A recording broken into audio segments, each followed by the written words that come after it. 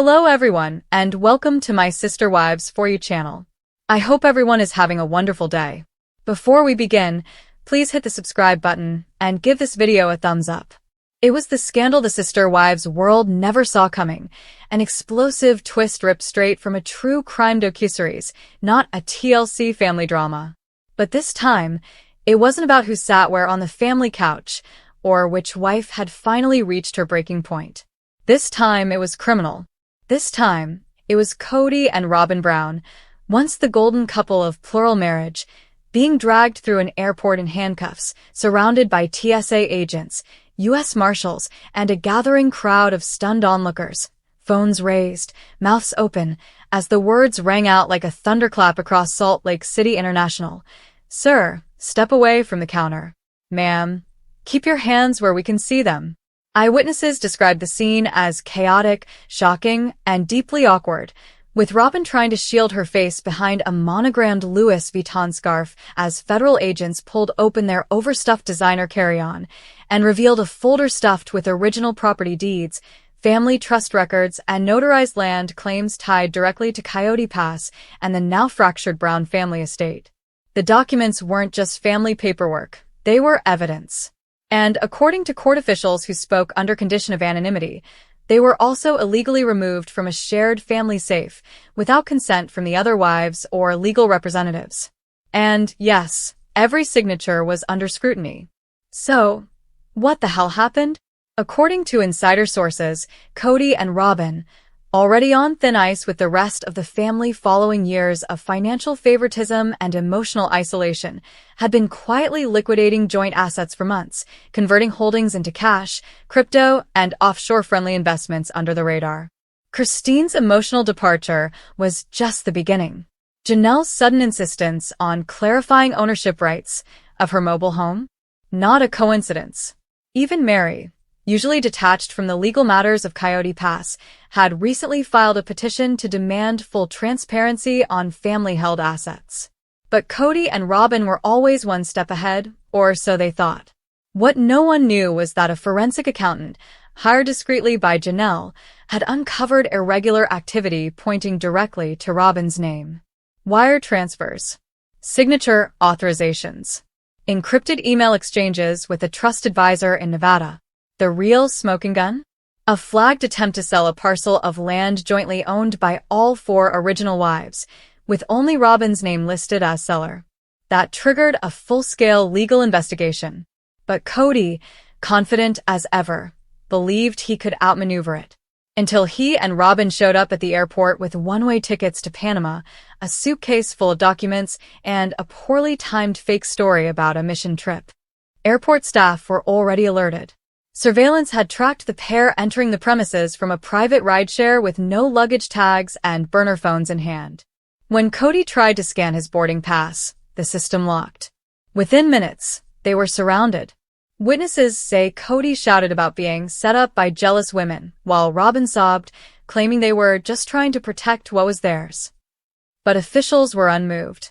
Both were arrested on charges of attempted interstate flight to avoid prosecution, unlawful possession of trust-controlled assets, and tampering with legal documentation.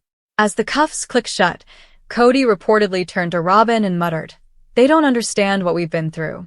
But what the public understood was this: the unraveling of the Brown family had just reached criminal territory. Back at home, chaos erupted. Christine was seen outside her Utah home with a glass of wine and a half-smile, reportedly telling friends, "I told you there'd be karma." Janelle, ever practical, immediately called her lawyer. And Mary?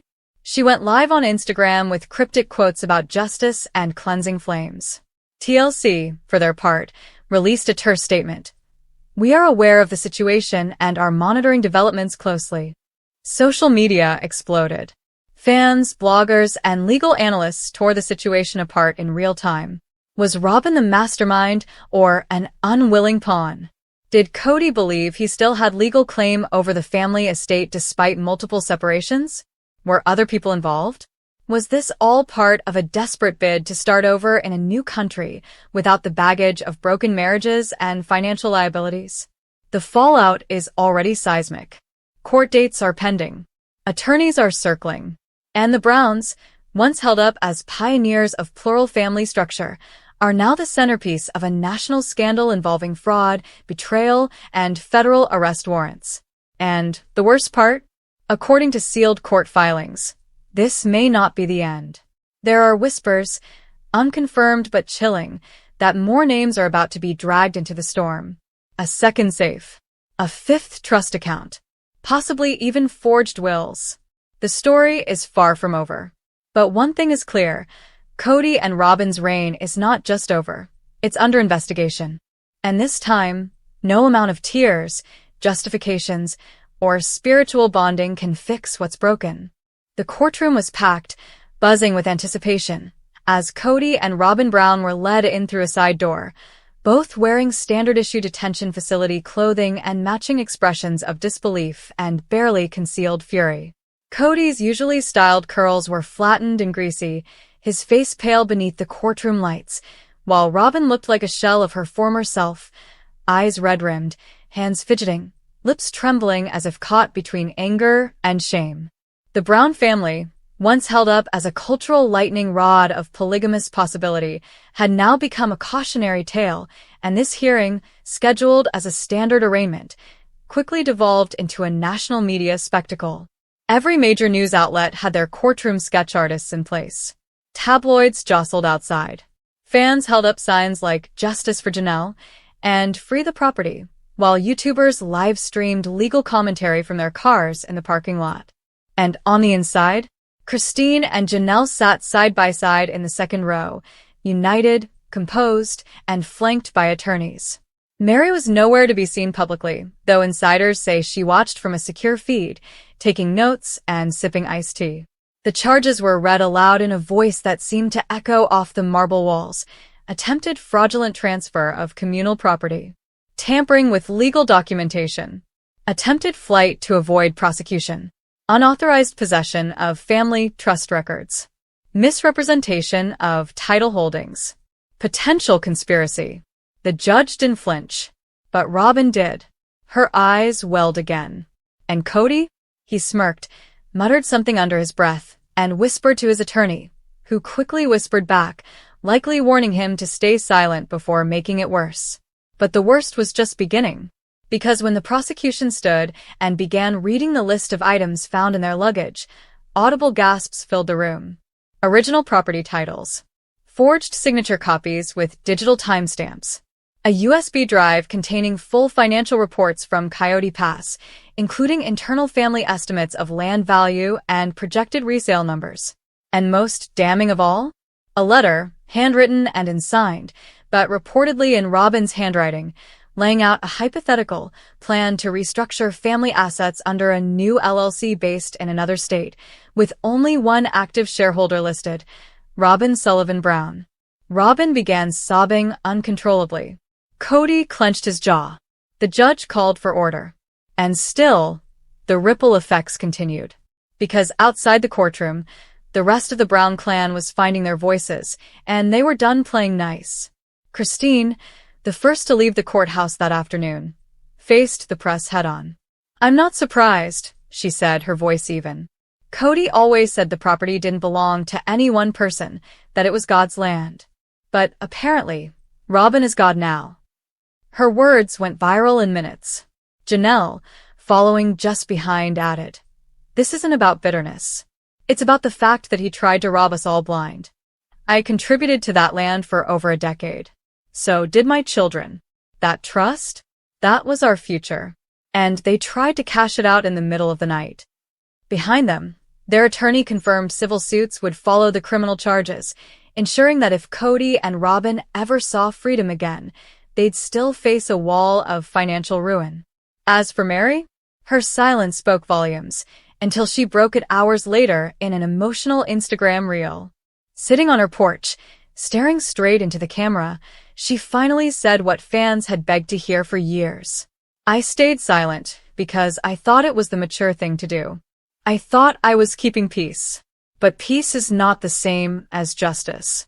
And justice is coming." Meanwhile, TLC was in full crisis mode. Showrunners scrambled to edit upcoming footage, delay promotional interviews, and negotiate exclusive access to post-arrest coverage. Internally, executives debated whether the scandal would kill the show or resurrect it with even bigger ratings than ever. Spoiler alert, fans were already begging for a limited series titled Escape from Coyote Pass, The Robyn and Kody Chronicles. As for the legal proceedings, the judge denied Kody's request for bail, citing both flight risk and ongoing efforts to manipulate asset trails. Robyn, however, was released on strict house arrest terms, ankle monitor, weekly check-ins, and no access to digital devices beyond one pre-approved flip phone. She was last seen being escorted to a modest home on the outskirts of Flagstaff, not her usual custom-designed mini-mansion, where she collapsed into a chair and reportedly asked, "How did it come to this?" But fans already knew. Years of favoritism. Years of excuses. Years of making it clear that Robyn wasn't just a wife, she was the wife. And now, the unraveling was playing out in slow, public agony. But the damage wasn't just legal. Emotional shockwaves reverberated through the Brown children. Leon posted a single cryptic line to social media. "Some people never change.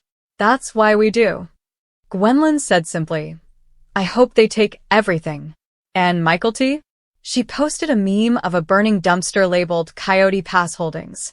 Even Dayton, Robyn's reclusive son, was reportedly questioned by authorities after his name appeared in one of the alternate LLC drafts. Meanwhile, back in the courtroom, Kody's confidence was slipping. His next appearance, scheduled within weeks, would involve the testimony of a family financial planner who allegedly warned him 2 years ago that transferring trust documents without consent was illegal and that hiding them would constitute fraud. Kody reportedly dismissed that warning at the time, allegedly stating, "The other wives don't even want it. Robyn and I will take care of it all. They'll thank me later." Spoiler. They weren't thanking him. They were preparing to bury him in litigation. And Robyn? Her legal team was already floating a potential plea deal, one that would see her testify against Kody in exchange for reduced sentencing and protection of her children. That rumor ignited the fandom like gasoline. Could Robyn turn on the man she called her soulmate? Could the woman who cried about unity now become the state's star witness? Or would she go down with the ship they built together, staring into the flames of Coyote Pass, clinging to what's left of their delusion? One thing was certain. This wasn't just a scandal. This was the final chapter in a love story that had turned into a legal nightmare. Kody always said God told him to build the family. But now it looked like the FBI would be the ones tearing it down.